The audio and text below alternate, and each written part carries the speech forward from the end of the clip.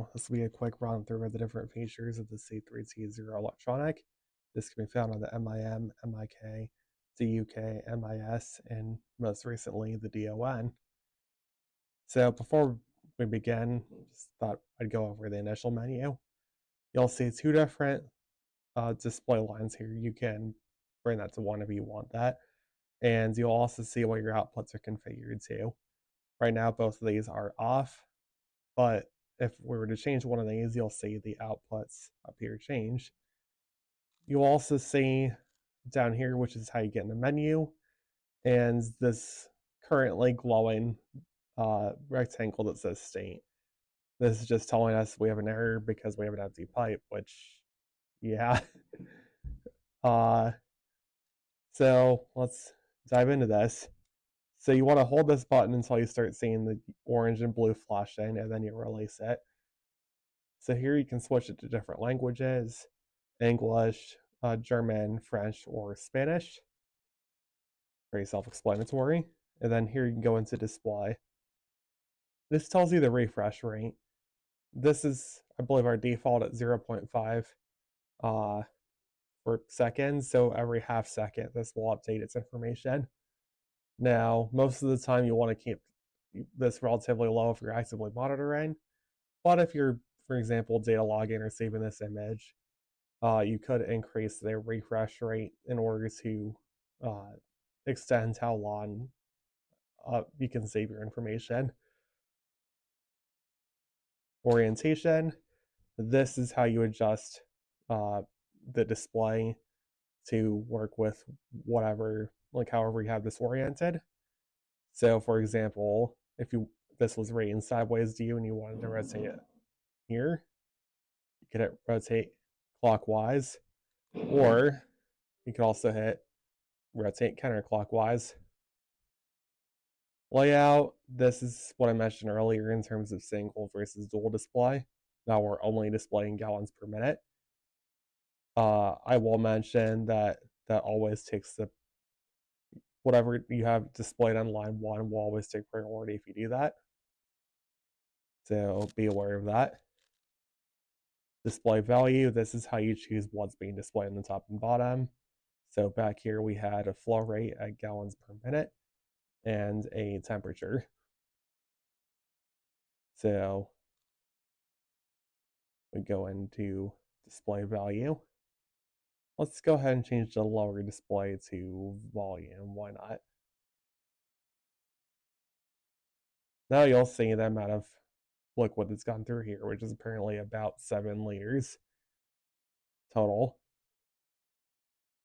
So we go back into display.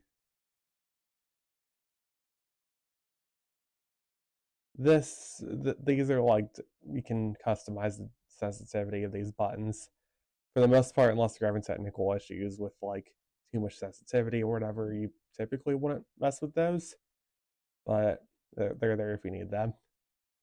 And menu timeout, this just customizes how long you have in this menu with no activity before it sends you back to the initial one. Dosing, this is something I would highly encourage you to just call up and ask us about. This is mostly only applies for digital outputs.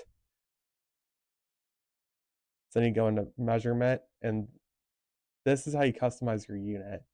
So you can go into simulation mode. Again, that's something that for the most part isn't super common. And you can also go into cutoff. So you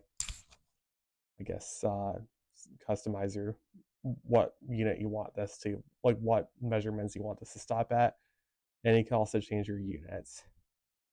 You'll see a bunch of different options here. So worth mentioning that since you can change this in the field, on some of our products you'll see either liter per minute or gallon per minute on the data sheet. Just convert it over the equivalents and you can almost certainly change it to your unit on here. So I'll cover both outputs at the same time. We have output 1 and output 2. This cable is a 4-pin micro DC cable. You can't see them right now, but there will be 4 wires coming out of this, being brown, black, blue, and white in that order. your brown is your power input, and then your blue is your ground. Black and white are the outputs here, 1 and 2, that you're getting out of that.